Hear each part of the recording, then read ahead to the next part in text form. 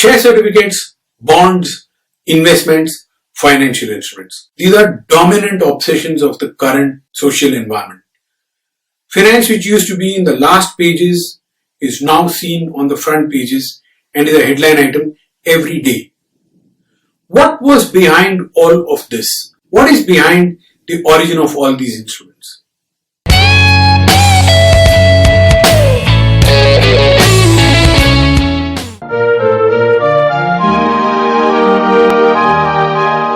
Long ago, a group of merchants had a fantastic idea.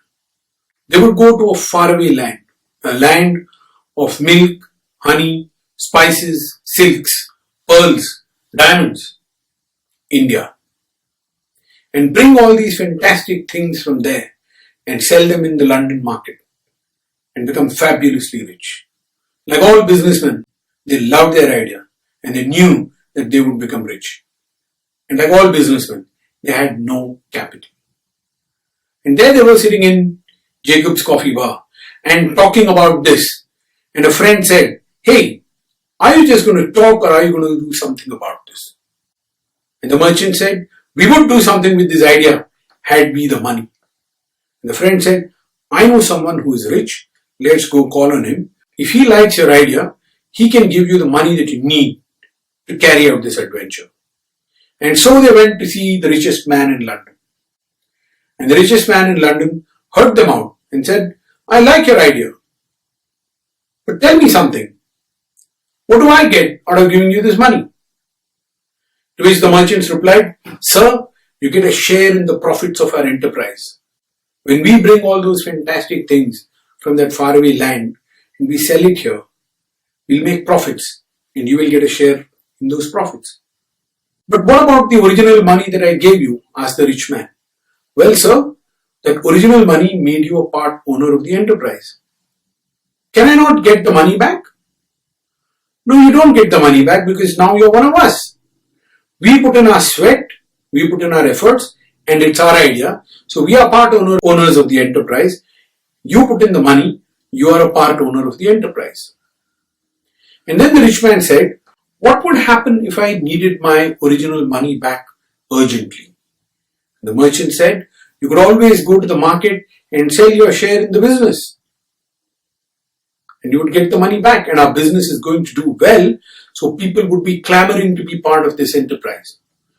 And the rich man started laughing. He said, "Look, I'm the richest man in town, and all these concepts that you're sharing with me sound strange. And if I find it strange, when I go to sell, pray, whom am I going to sell it to? People that are poorer than I.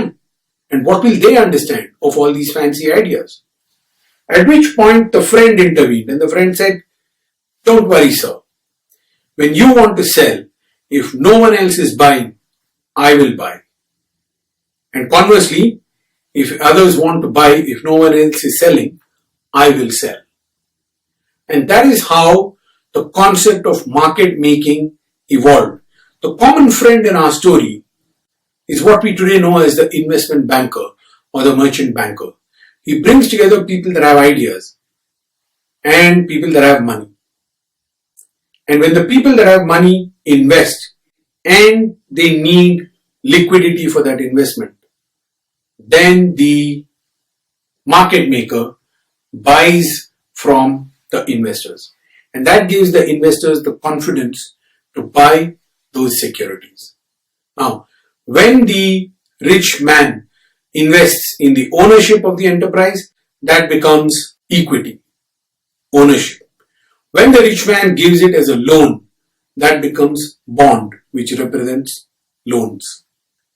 And that is how the modern capital market came to be.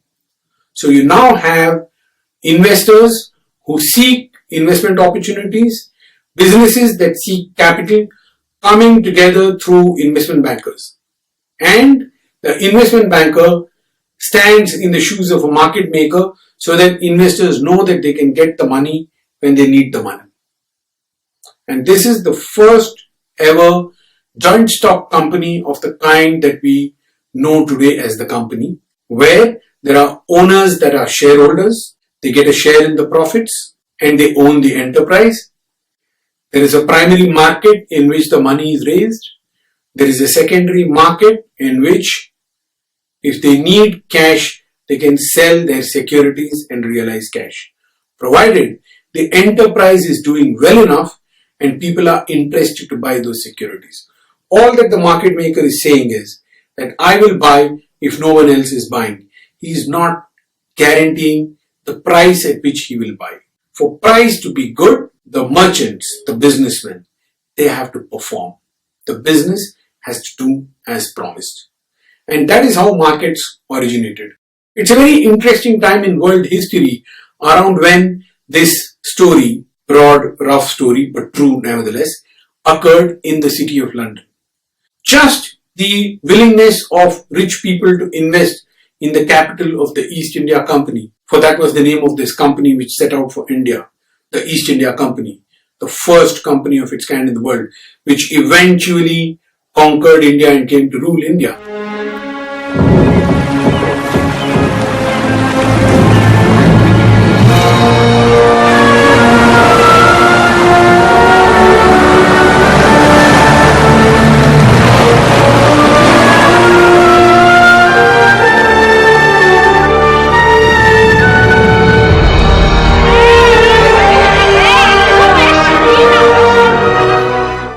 That company, the willingness of the rich people to invest in that company was not the only factor.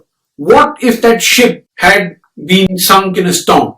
What if that ship had been boarded by pirates in the same area where today we find pirates around the coast of Arabia?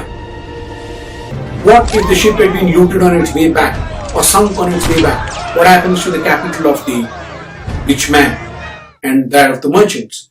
Just a few hundred meters from the place where this discussion between the merchants, the common friend and the rich man happened in the city of London, in Jacob's Coffee Bar, just a few hundred meters from there is Lloyd's, the insurance market. In the Lloyd's coffee shop, there were a bunch of people that said, if anything was to happen to your ship, we would compensate for the loss.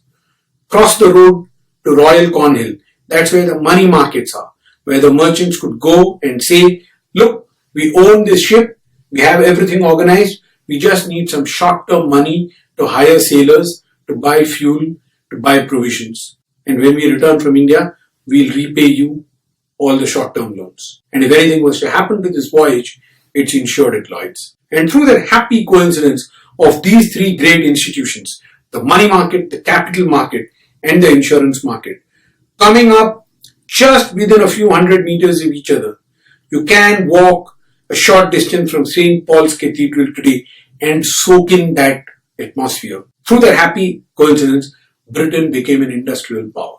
And the Jacob's coffee shop where this trade was done, those trades are now done at the London Stock Exchange, which is shifted from that original historical site, but is there behind St. Paul's at Paternoster Square. And that is how markets originated. Thank you.